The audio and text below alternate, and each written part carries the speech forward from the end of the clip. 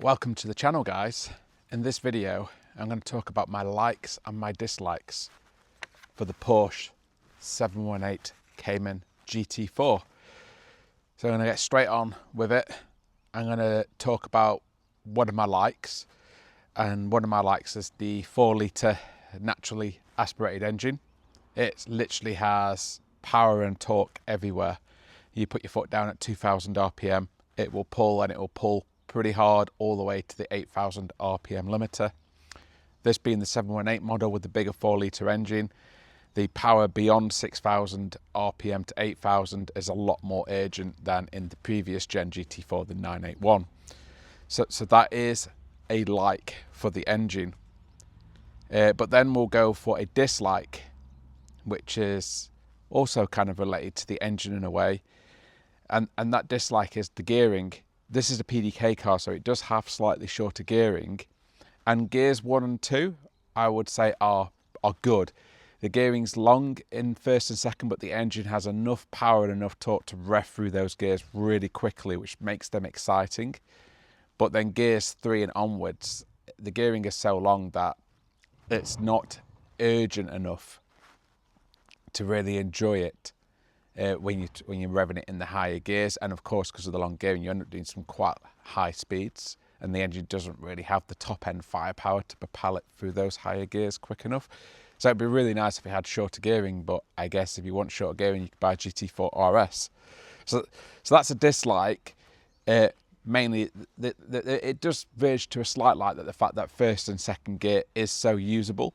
They feel really powerful, really punchy. The acceleration is really strong, and of course it goes on for a bit long, because first does about 45 mile an hour and second gear is about 76 miles per hour. But it's mainly a dislike. It would be a much better car if it had shorter gearing. Now we'll go back onto a like, and another real positive of this 718 GT4 is just the ride quality. Even at low speeds, it's a comfortable riding car. I would literally happily go and pick my mum up in this car and take her to the shops and take her shopping. And I don't think she'd really complain about the ride at all. It rides superb. Her only complaint would probably be trying to get in and out of the bucket seat. So comfort seats could be an option if you want the heated element. But yeah, the ride quality on the 718 is tremendous. It is so good. And when you get the car up to speed, 40 mile an hour plus on a typical UK B road, even one with lumps and bumps, the GT suspension on this, Porsche are experts. They somehow really ride. It just rides immense. You don't like squirm and hold tight when you see a nasty bump coming up. It just takes it, and it takes it so well. I find myself in this even driving on roads that I enjoy driving on with the suspension set to the firmer mode, because it's still perfectly acceptable for UK roads. Superb suspension setup, superb. Now, a dislike. The sound is good because obviously it's naturally aspirated, but because it's a 718, it's got OPF filters. So there's not much coming out the exhaust pipe. So when you start to rev the car, you don't really hear any exhaust noise at all on the inside of the cabin. All you hear on the inside of the car is just induction noise. That's all you hear all the time. The induction noise is okay, but I do get the impression it's maybe being piped into the cabin, which is a bit of a negative. Don't get me wrong, it's not a bad noise. It is a good noise, but it could be better. Now for another like. The interior, the way it's put together, the quality is absolutely superb. Has great interior quality, this car. I mentioned it before. The Porsche bucket seats in this are tremendous. They're so comfy. Some people complain they do sit you slightly forward. That is true. This one has the modification, so it's not been an issue. And it's got all the toys. You've got Apple CarPlay. It's got a good sound system. It's got reversing camera, parking sensors, digital radio. Pretty much everything you would want and more in what is a sports car. So the interior, the quality of how it's all put together is superb. No complaints, but it's kind of what you'd expect from Porsche. Now another negative. Now The steering is good, don't get me wrong, but it is very light and there isn't a tremendous amount of feedback. The steering is fast, it is direct, it's almost telepathic that when you steer, you're already there. It's literally completely in harmony with the driver. The negative about it is it does lack feedback. I don't know if it's in shot, but there's a Cayman R pot next to the 718 GT4, and the Cayman R for steering feel is in another league, and that's just down to the fact that the Cayman R has hydraulic steering. If you'd never driven a Cayman R, or you'd been many years since you drove a car with a good car with hydraulic steering, like a Lotus, an old Porsche, or a McLaren, then you'd get in this car and you'd think the steering was great, because it is great. Don't get me wrong, the steering's very good in this car, but I own a few cars with hydraulic steering, and yeah, I wish modern cars still had hydraulic steering, because it really is better for people who want to drive sporty. Of course, the advantage of the power steering, when you are in town and when you are parking up, it's very light, it's very easy. Again, your ma could park the car no problem. So it's a negative, but the steering is still good, so I don't really want that to come across that the steering's bad. The steering is good, but compared to earlier Porsches with hydraulic steering, they were better.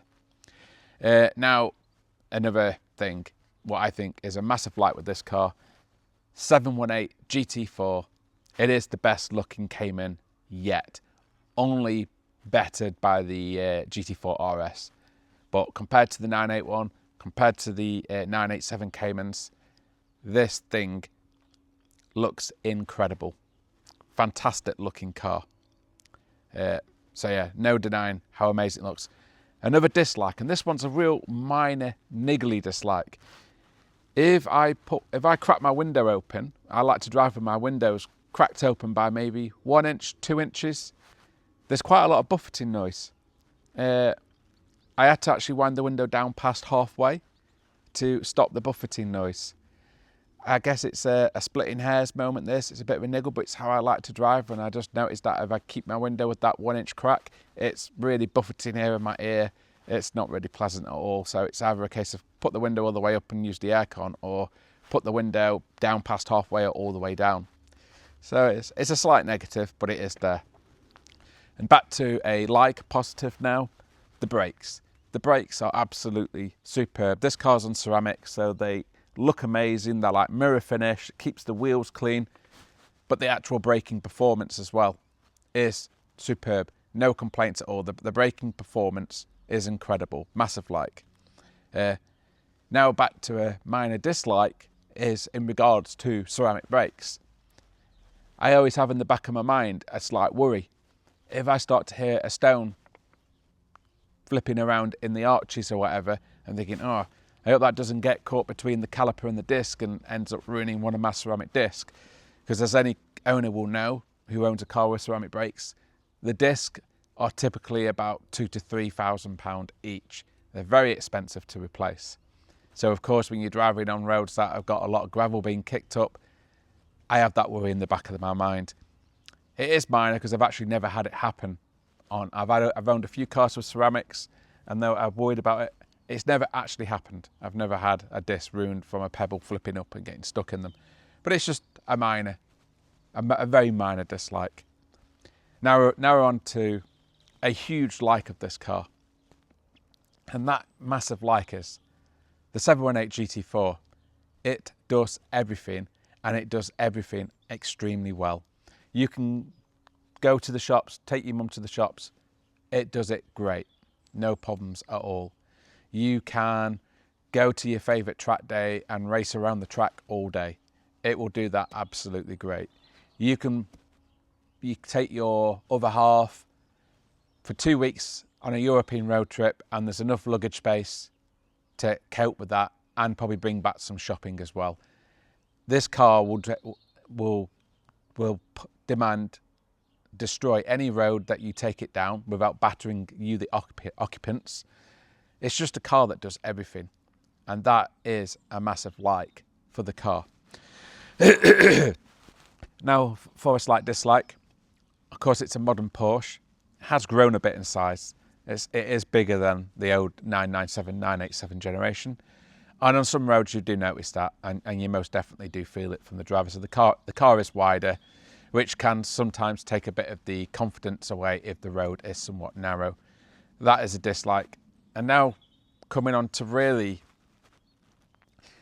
quite a major dislike. And it's basically a major dislike because of how bloody good it is.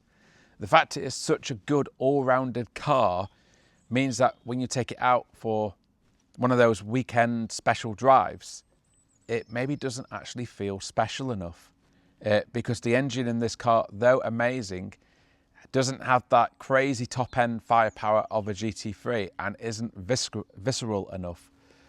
So though it's very capable and good at everything, sometimes it just lacks that little bit extra that puts it in that upper echelon of being a true amazing sports car.